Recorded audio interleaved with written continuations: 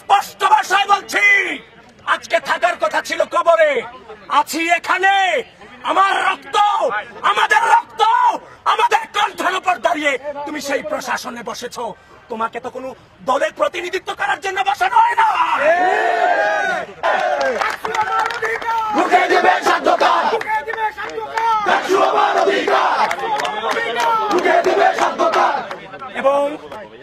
এবং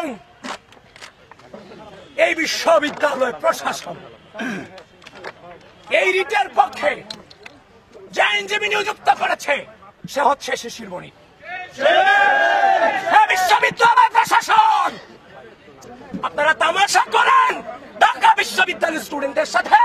আপনি একই ক্রাইটেরিয়াতে তাদেরকে বাদ দিলেন, তাকে রেখে আপনি যে ফাঁক ফোকর রেখেছেন সেই ফাঁক ফোকরের সুযোগ আজকে বিভিন্ন জন, বিভিন্ন অপশক্তি, বিভিন্ন পরাজস্য শক্তি বিভিন্ন ভাবে নিচ্ছে। স্পষ্ট ভাবে জানিয়ে দিতে চাই, এই ঢাকা বিশ্ববিদ্যালয়ের মাটিতে আগামী 9 সেপ্টেম্বর ডাকসু নির্বাচন অনুষ্ঠিত হতেই হবে, হতেই হবে, হতেই হবে। প্রিয় ঢাকা বিশ্ববিদ্যালয়, ঢাকা বিশ্ববিদ্যালয়ের মাটিতে আগামী 9 সেপ্টেম্বর ডাকসু নির্বাচন হতে হবে হবে। এবং উপস্থিত যে ছাত্রবৃন্দ এখানে আছেন, আপনাদেরকে স্পষ্ট নির্দেশনা দিচ্ছি, আমাদের প্রচার কার্যক্রম এখান থেকে আবার আমরা রুট টু রুট ফিরে যাব, হল টু হল ফিরে যাব। নির্বাচন হবে, নির্বাচন হবে, নির্বাচন হতে হবে। ঢাকা বিশ্ববিদ্যালয় প্রশাসন, নির্বাচন কমিশন বারবার অভিযোগ দিয়েছি, বারবার অভিযোগ নয় স্পষ্ট প্রমাণ সহ দলিল দিয়ে এসেছি।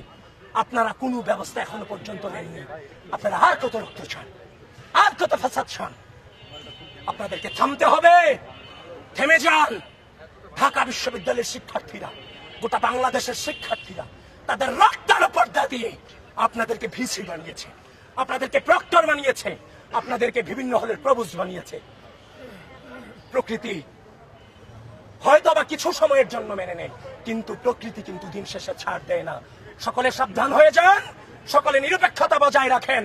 আমি উপস্থিত যারা আছেন সকলকে ধন্যবাদ জানিয়ে আমি এখানেই আমার সংক্ষিপ্ত বক্তব্য শেষ করছি।